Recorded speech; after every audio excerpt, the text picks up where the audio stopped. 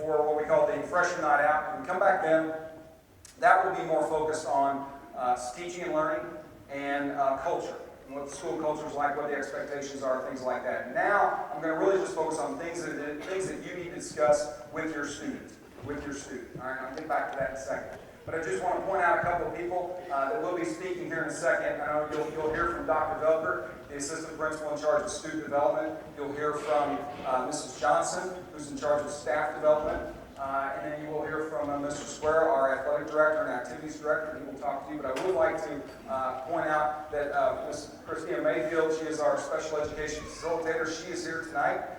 We also have Ms. Eisner. She is in charge of 504s as well as assessment. She does a lot of work with that. And also, we have Miss Ivy. Mrs. Ivy is here. She's in the back. So there wasn't anybody at your house tonight. You were bored, right? So you came to this. So anyway, we appreciate her coming here. She wanted to better inform herself on what's going to go on in high school and what kids have to expect. So we feel like we have a pretty good alignment with Highland Hills at this time. Also, right now, I'm going to have Miss Larissa Yerke is going to come and speak to you here in a second and talk to you. She'll be the next speaker after me over the materials that your student will get. And then, of course, you have various other counselors that your student will get to know later on as our high school career goes. So mainly what we have now, all of your students will have Mrs. Yerke as a counselor. All right, so that'll be the main one. Now, goals for today, like we said, and I talked to lots of you in the hallways, out in the spine, and you're overwhelmed with all the information that you have. There are lots of choices, directions. You got to do your career plan. You got to map all that stuff out and all that stuff. And our goal for today is to reassure you.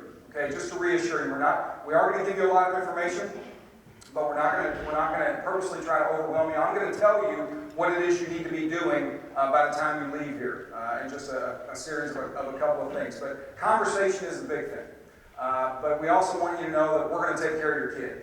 Okay, we're going to take care of you. We're going to do our best to do that and make this a positive experience for your student. Then also, I want to thank you for choosing us.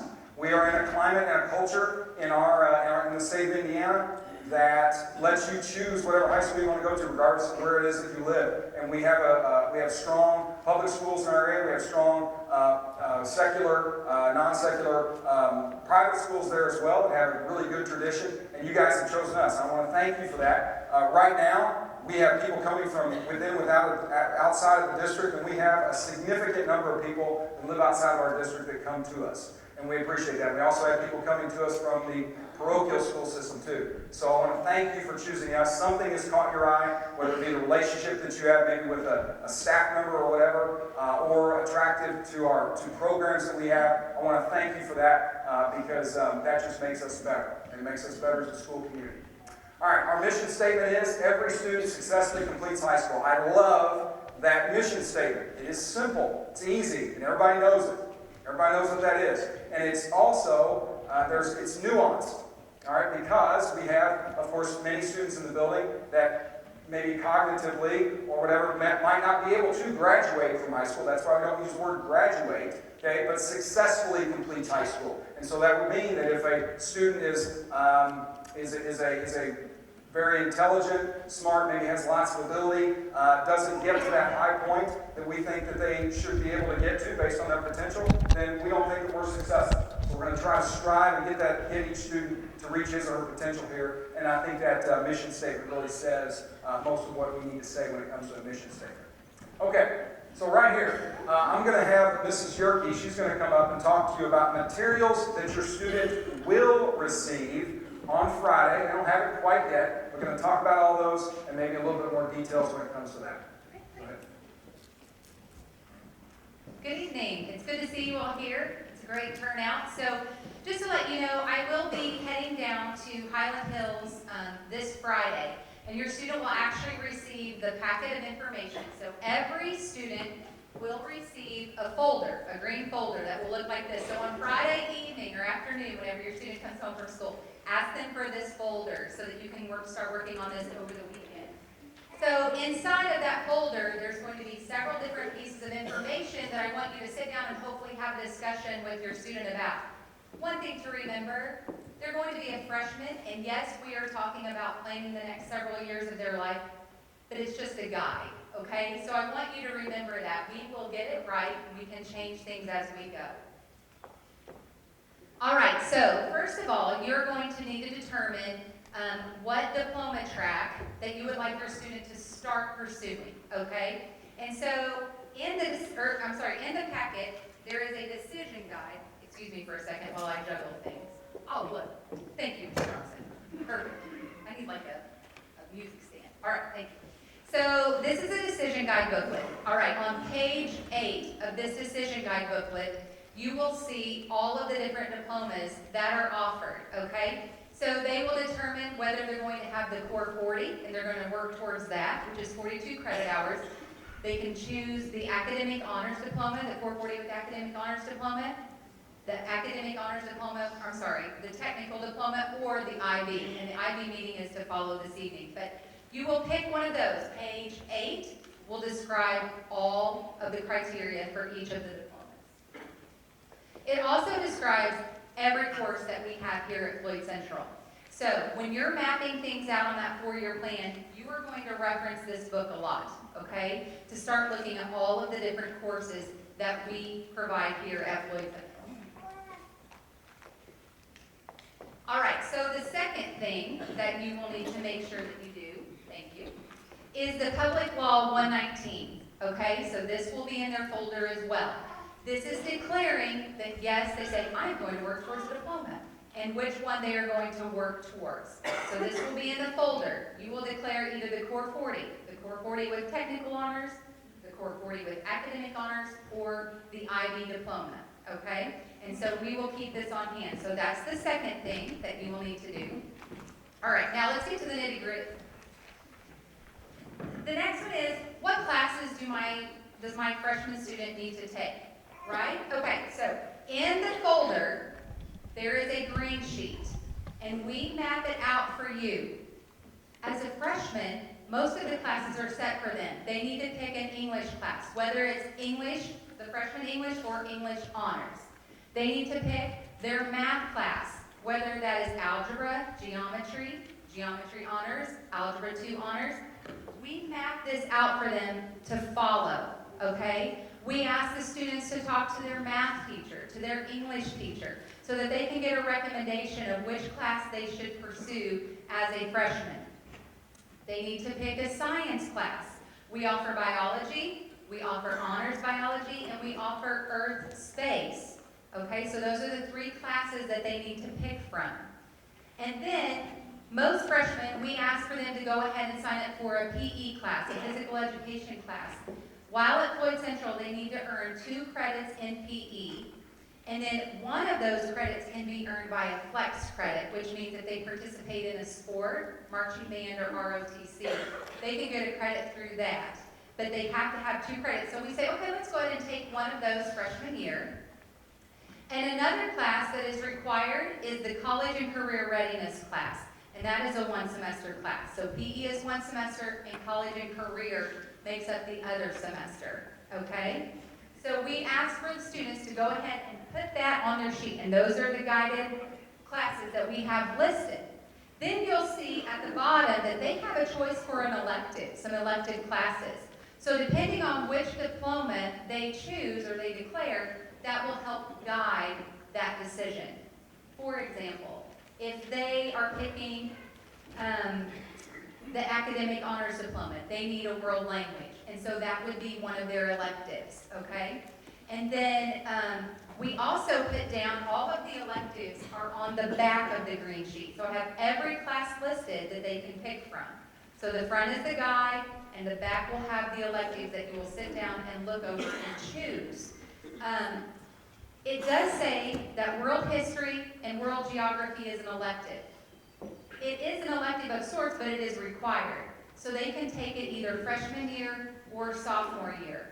But we went ahead and put it on. Let's just take that, if you can, freshman year and work it into your schedule because it is a required class. So you will look at the front and the back, to map that out with your student, okay?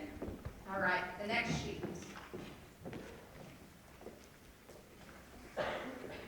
All right, I'm going to touch on this 4-year plan quickly before I cover this, and I didn't put a picture of it. All right, this is a 3-copy And so what you will do, you are going to fill out this 4-year plan with your student. Also in the packet is a guide that will walk you through step by step on how to complete this. And again, like I reiterated, it is a guide. It can be changed, okay?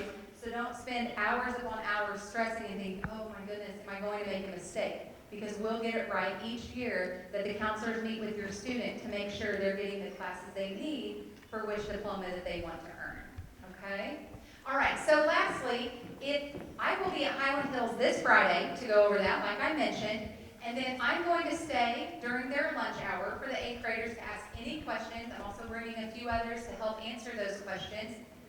There is no school on Monday, and then on Tuesday, I'm going to return to Highland Hills to be there during their lunch hour to answer any questions that you may have thought of over the weekend. And then on Wednesday, January the 22nd, I'm going to be there all day to enroll them in the classes that you all have decided for their freshman year. So that's next Wednesday, January the 22nd. In the packet also is my contact information and a lot of other things that I know you will have so much fun reading over the weekend. I know you can't wait. And so if you have any questions prior to Wednesday or after, feel free to email me. My contact information is in there. If you have a student that does not attend Highland Hills, we ask for you to go ahead and come at any time after Friday to pick up that packet. We're going to have those folders and the decision guide booklets at our front office. So door 1 is where you'll need to come in. You can pick that up, and then you will have to call Sheila Stewart, and that's the principal secretary, and she will get you scheduled. We're doing those on Tuesdays in April so that we can get you enrolled before the end of the year, and then you'll receive all of those mailings for upcoming information as well as the Highland Hills students. All right, Mr. Sequeira, you're next.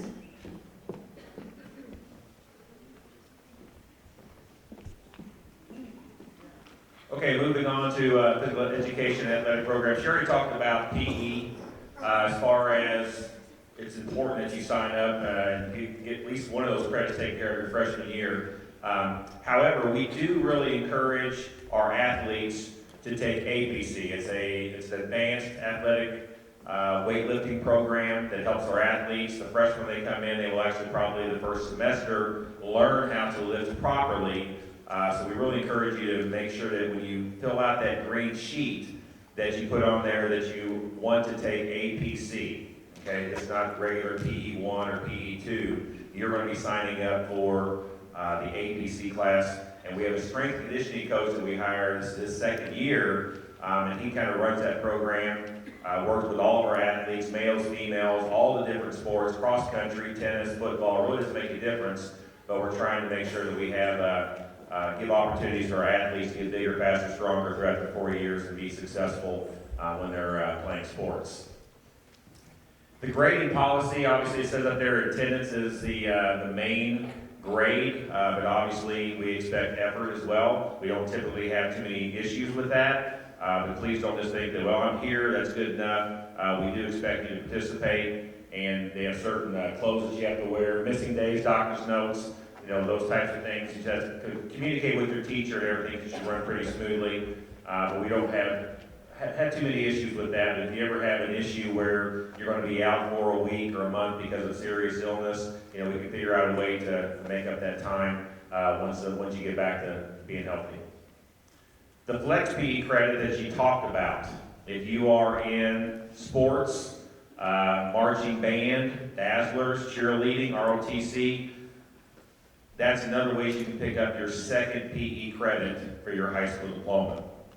But going back, once again, athletes, if you can take it for all 8 semesters, we would love for you to do that. It's going to make you, like I said, a better all-around athlete no matter what sport you're participating in. But in order to do so, there's some guidelines. They do have some information on the website, 3-minute video on the school website in the Counselor's Corner. If you want to learn a little bit more about that flex credit, if you're just thinking, well, my son, you know, is not involved in sports, how can I make sure that if they want to take some other higher level courses as they get older, how can they get that second PE credit? Just go to the Counselor's Corner, watch the video, and it has some information on there for you. You must be present the first day of practices if you are trying to get that as far as an athlete, and you must end the season be in good standing. Just by doing this, you get a B. If you want to change that grade and make it an A, at the end of the semester, we have anywhere from 5 to 6 nights, or actually just right after school, that you're able to stay after. You do a 10-minute run, you do some sit-ups or push-ups of your choice, and it's pretty easy to change that B to an A. So you have that opportunity, but it's not an automatic A, but we'll give that to you if you come to the assessment and put your time in. That's a picture there of our new renovated weight room. I'm not sure if any of you have seen that before. We put a lot of time and effort into designing this with our strength conditioning coach.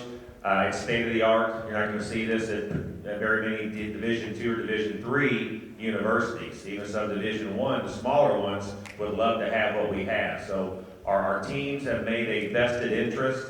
They have fundraised. We've received donations. But we put a lot of time and effort into having the best equipment for our student athletes. So, and it's pretty exciting for you that you guys are coming in.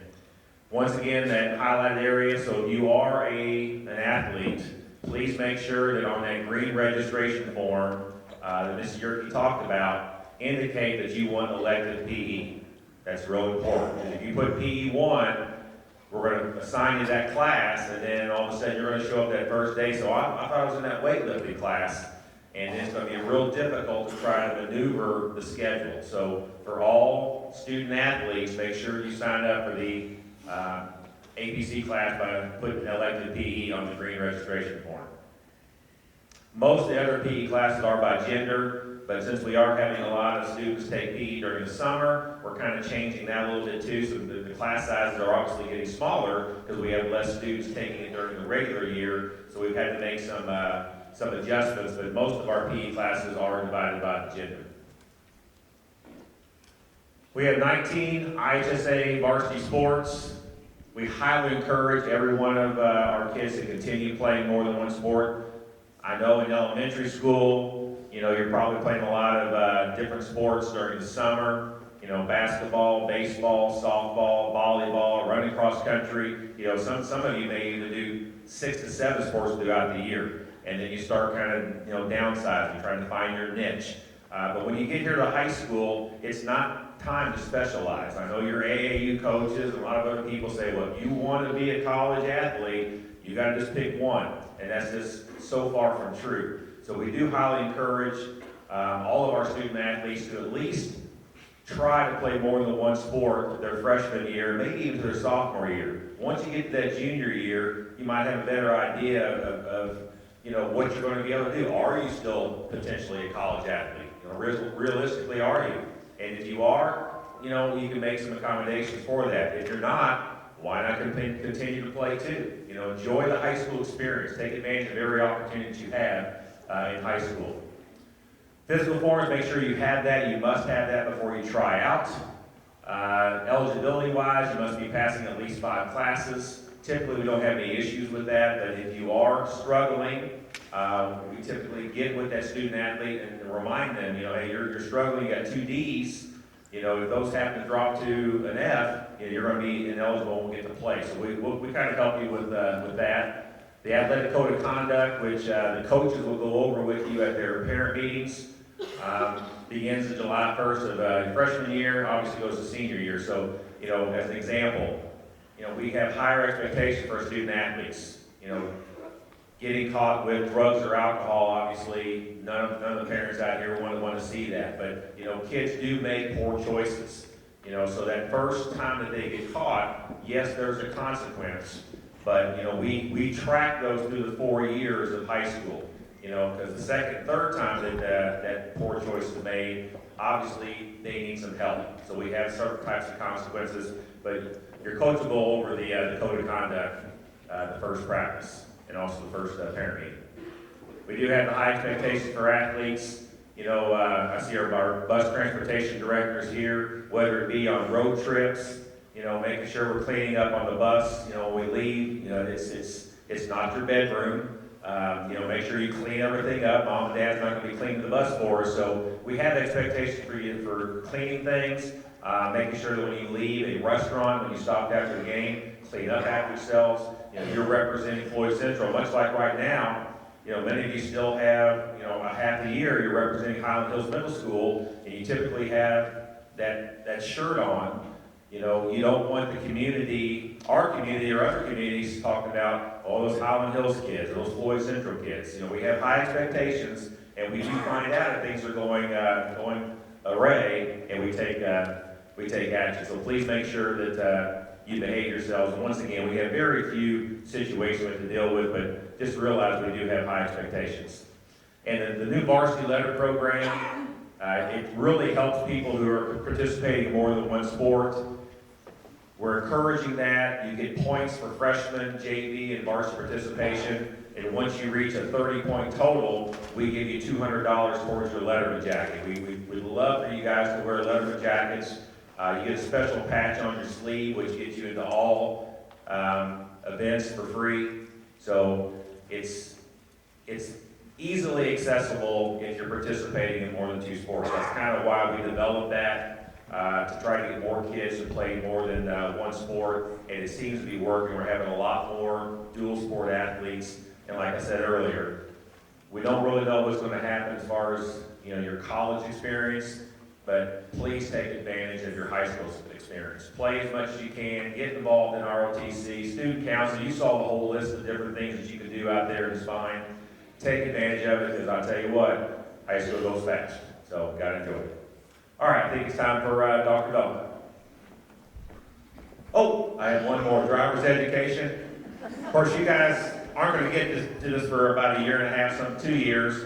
Don't have a lot of information up there, but our director as of right now, and he probably still will be when you guys get to that age, is Mr. Michelle. He's one of your teachers over at Highland Hills, so he'll be contacting you as you become, you know, sophomores and potentially juniors.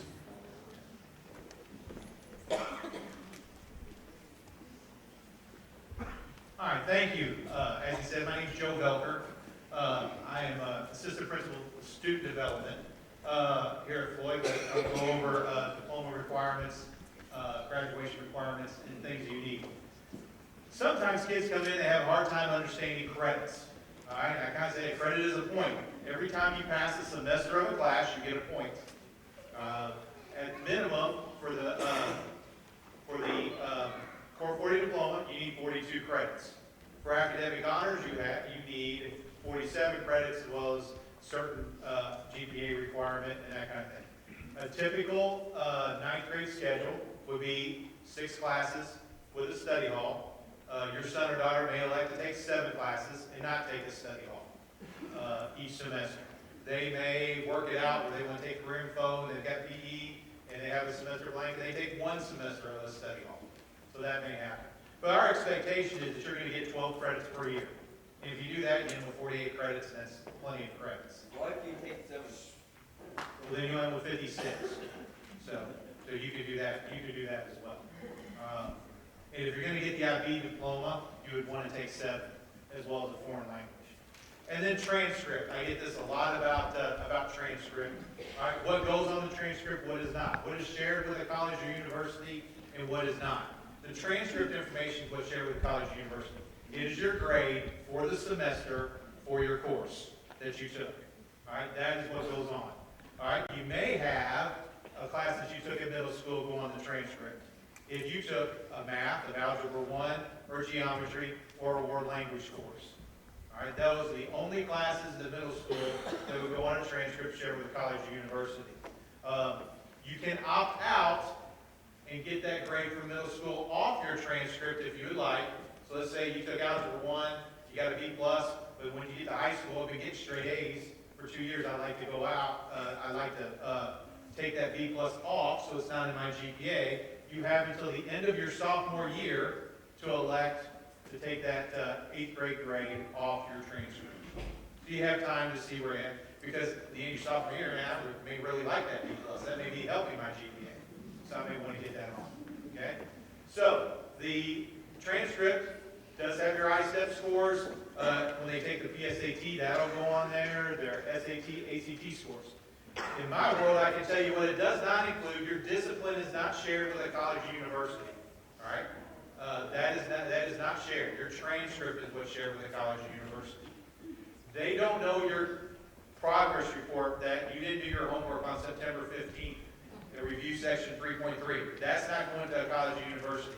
Your semester score for the course is what is shared. So, all right. And then the diploma tracks. You have the Core 40 diploma,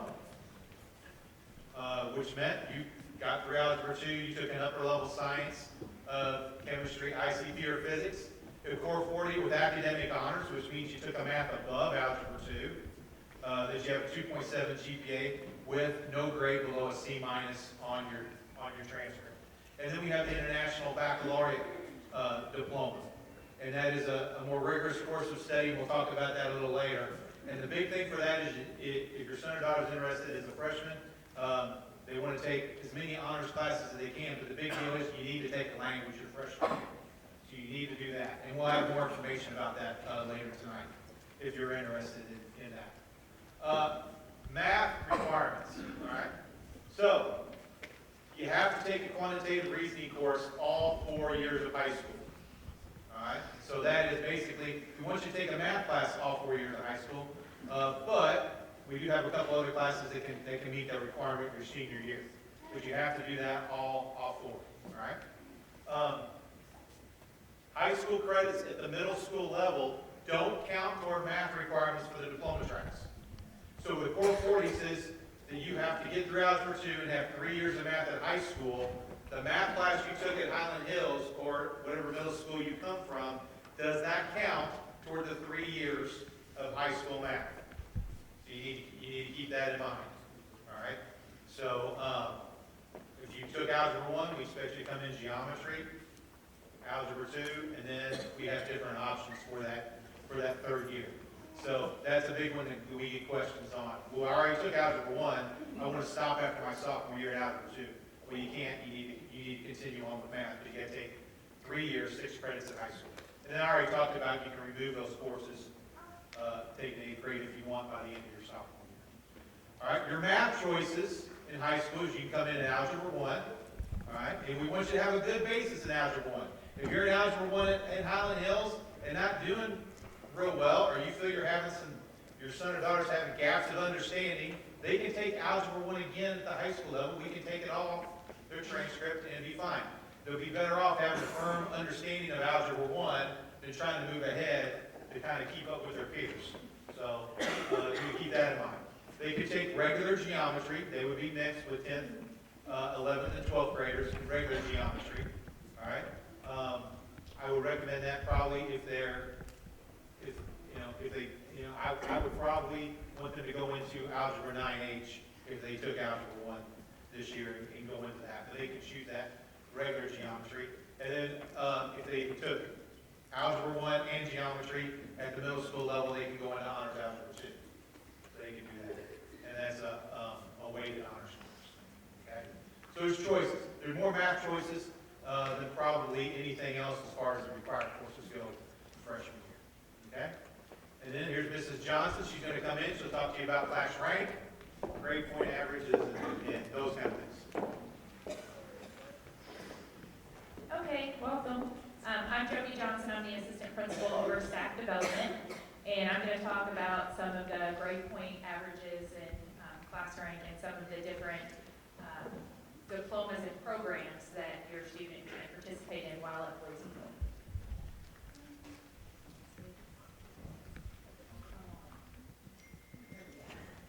All right, class rank, I'm just going to go quickly. We do a class ranking system, 4.0 scale. Honors classes are weighted 5, AP and IB classes are weighted on a 6-point scale. Only 8 semesters of the student's high school career will count towards their class rank, so classes that they take in summer school do not count towards class rank. And classes taken at the middle school level are placed on the transcripts but also do not go into class rank. Course selections and career programs. Dr. Woolman mentioned briefly the STGEC, and there's a slide on that in a few minutes. We'll talk more about the IB program after this meeting and what that diploma entails. Project Lead the Way, there was a table out in the spine in the activity fair with the Project Lead the Way teachers, but that's a pre-engineering program. and Prosser Education and Career Center. Prosser has a lot to offer. Some of you may remember Prosser from when you were in school. It's completely different, and they have a lot of college level classes where they can earn dual credit as well. And so I encourage you to look into that. Students don't take classes through Prosser until their junior year, but just knowing that that's an option, and your student may already know, like, there's a program there that they're interested in. Okay, so the STGEC Core Certificate, or the Statewide Transfer General Education Core Certificate, it's a huge acronym and name. The certificate allows the student to transfer 30 hours to any Indiana public college or university. So that's huge. And any public Indiana college has to accept those 30 hours. And they can't just give them elective credit, they have to give them credit for the class that it actually is. So that's a huge draw for students, and we really started working that program the last 2 years. Again, the dual credit video that Dr. Woolman showed at the beginning, all of those classes that fall into this are dual credit classes. And the majority, if not all, can be taken here at Floyd Central. So there might be a case where a student might have to take a class through Ivy Tech, but for the most part, you can get all 30 of those here at Floyd Central. Scheduling recommendations for the IB diploma. Again, we'll talk more about this, but if your student already as a freshman is thinking, I might want to be an IB diploma candidate, Dr. Belker mentioned taking a world language as a freshman is very important, and taking honors classes leading up to that. Project Lead the Way, there's a 4-year sequence of courses. It introduces students to the scope of rigor and discipline of engineering. All 5 courses are dual credit. It's a nationally certified program. The first course is Introduction to Engineering Design, which they would start out taking their freshman year. And they would, if they complete this program, would qualify for the technical honors diploma if they meet also the rest of the honors requirements. Prosser Education and Career Center has over 20 programs. Courses are 1 to 2 years in length. Again, taken during the junior and senior year. They earn 3 credits per semester, 6 credits for the year. College-bound classes, they're earning college credit for some of the programs there. The webpage is there as well, so you can find out more information. And they're actually having an open house tomorrow night at 5:30 to 7:30. And they have a new facility, so it's definitely worth checking out. Advanced placement and dual credit. What are AP classes and what are dual credit classes? Okay, so let me give you the quick difference. AP classes, and in a lot of cases at Floyd Central, a lot of our AP classes are dual credit, but not all of them. So if it is an AP class that is not dual credit, that means that your student will take the AP test at the end of the course in May, and depending on the college that he or she chooses to go to, will determine what course they give them for that if they earn the score that college requires. Most of the time that's a 3 on the AP exam, but in some cases it could be a higher score. But usually 3, 4, or 5 is going to earn them college credit at a university. A dual credit class means that they are enrolled at Floyd Central, but they're also taking that class for college credit. Most of our dual credit classes are through Ivy Tech, and they're going to receive credit through Ivy Tech for just taking the course. So as long as they have a passing grade at the end, then they're going to receive the credit. Now what we tell them is, we don't put anything less, you don't want to put anything less than a C on your transcript for college, because that's going to affect your financial aid money. So if a student goes through a dual credit class and they have a lower grade than a C, we say they're going to drop the dual credit, and we don't give them an Ivy Tech transcript for that, because they don't want that grade on a college transcript. So that's the difference. Again, some of our classes are both AP and dual credit. You can't double dip in the pot, meaning you can't get, I got a 4 on the test and I'm getting dual credit, so you're going to get one or the other. But there's some that are just AP. For a list of dual credit courses, the decision book that Mrs. Yerke talked about has all of the dual credit listings in there, as well as the AP and IB courses. And I'm going to turn it over to Dr. Woolman. Okay, all right, thanks. And on this, of course, there's a lot of stuff in there with dual credit, and I know your head's spinning with all the terminology and the acronyms and things like that. There's some things that I'm going to tell you that I'm going to emphasize to you. These are things we're throwing out there just to let you know in the future of what it is that your son or daughter could possibly do. And so that will come into play in your 4-year plan. But beyond high school, these are some things that colleges look at, that the counselors have told us, admissions counselors and whatnot. They're going to want those things. And the biggest thing for a lot of that is going to be the rigor, the GPA and the rigor. All right, that's what they're going to look at. All right, are you taking a strong curriculum that prepares you for college? All right, or some type of vocational technical certificates. If you plan on going to a school like that, that's what they want. Other things, other universities here, and I can't really emphasize this the most. We talked a little bit about class rank, okay? And if you want to get in a long conversation with me about class rank, I'd be happy to do it, but I don't like class rank. But anyway, right here, and I'm not just saying that because the admissions counselors don't really care about it as much as they do other things, okay? And so we do have to explain what it is, but it is ranked pretty low of what it is that college admissions counselors look for. Okay, grades in all your courses, what is the strength of the curriculum that you're taking and things like that. Okay, so those would be what they look for.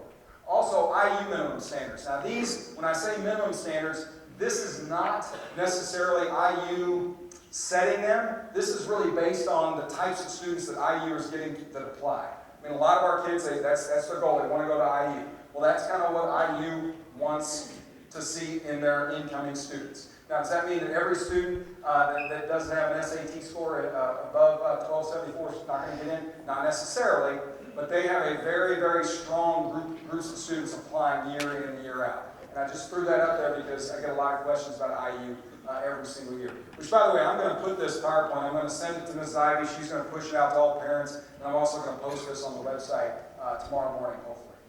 All right, and then resources at FC, just to talk a little bit about that. We're going to have a freshman night out. We have a separate freshman counselor that is dedicated just to that. We have lots of academic support, and we do have a mentoring program that is available to not all students, but some that we think need that.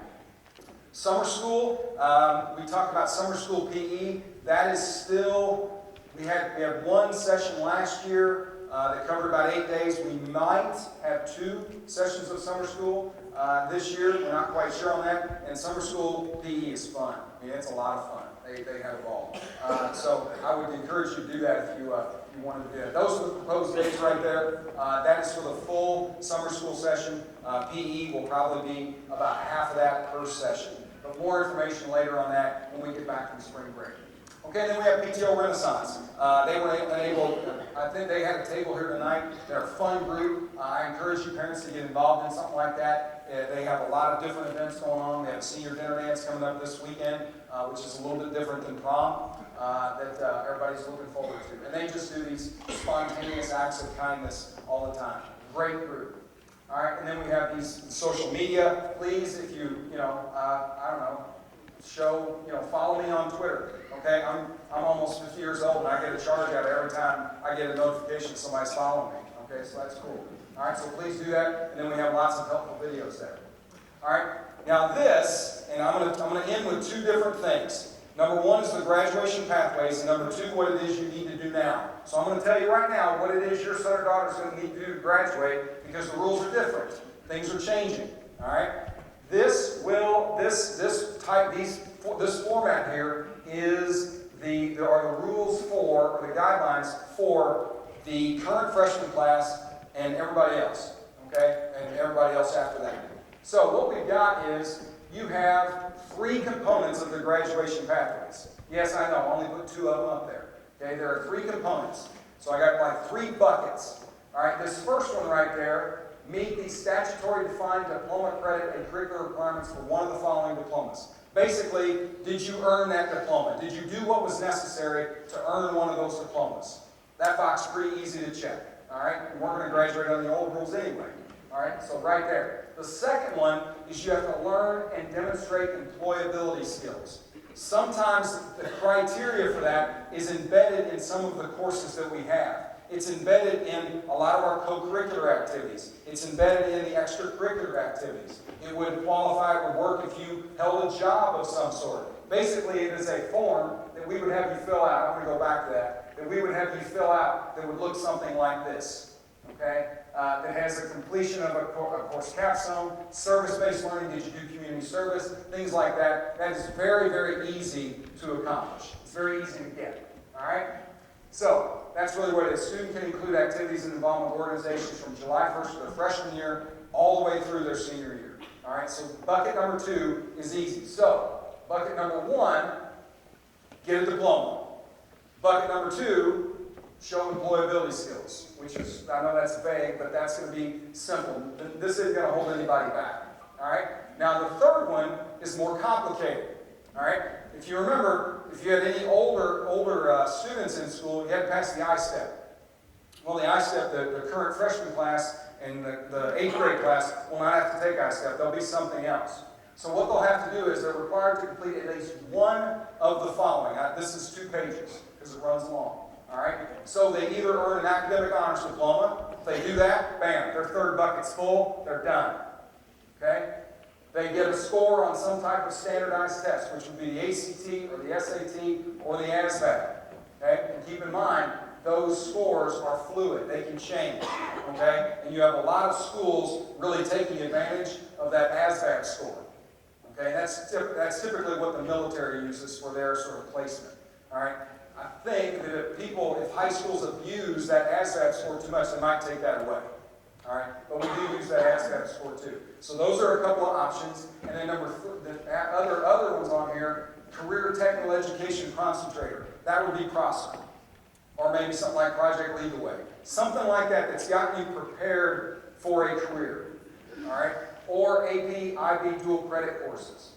So there are other things. So this, for us, has been good for our kids. This has been good for our kids. This actually, instead of taking a test, okay, it's really not going to get you anywhere, and I'm talking about I-STEP. It's not going to get you into college anywhere. It's not going to move you. It's not going to get you a job or anything. They're actually making things or putting things on here in this so-called third bucket to where kids can benefit and take it somewhere with them. Okay, so for that part, it has been good for our kids. So it applies from the class of 2000 to the current freshman class and moving forward there. But of this, current high school students can actually take advantage of that also. All right, so that can be what gets you through high school. All right, now this is the important part. This is what I want you to do. These are the tasks that I want you to complete. And Mrs. Yerke made mention of these. All right, get that packet from your student. Okay, it's going to be sent home on Friday. She's going to go over it with them. Okay, if they say that they don't have it, they're lying to you. Look in their backpack and get it out from them. Okay, fill out the registration form. It's green, and the Public Law 119 form, pink with your students. All right, and then create your 4-year plan. And keep in mind, the 4-year plan is going to change. We understand that. Okay, don't stress out over that. The object of that is just to get it to where kids look about a little bit further in front of their face than this. Okay, we want to see what they want when they get out of high school. And then you have questions and concerns, a Q&A with students during Highland Hills at lunch, okay, Friday, and then on Tuesday. Also, Mrs. Yerke will take phone calls. Ms. Mayfield will take phone calls. Ms. Eisner, we will do that, phone calls, email, whatever it is that you have. We spend a lot of time on the phone trying to get this right. It is to our benefit to schedule your son or daughter in the right classes to begin with, because we don't want to be sitting there in August, midway through August, and have to move your son or daughter around. Okay? So that's really it. Your deadline to turn in all the paperwork is Wednesday, January 22nd. And we've done this lots of different ways. We've given people like a month to do it. Okay? We found the best thing is, hey, it's fresh on your mind. You've got it. You've just got the information. Let's do it and get it over with. Okay? So that's what we want to do. So those are the things that you will need to turn in. All right? And then those of you that go to another school other than Highland Hills, you guys can contact Mr. Stewart and get an appointment then. Okay? All right. So from that, I know I went through a lot of things, and I have made my goal. It's 7:13. Okay? What we'll do is I'm going to have a meeting for those parents and students interested in the IB diploma. I'd like to have you guys kind of right here.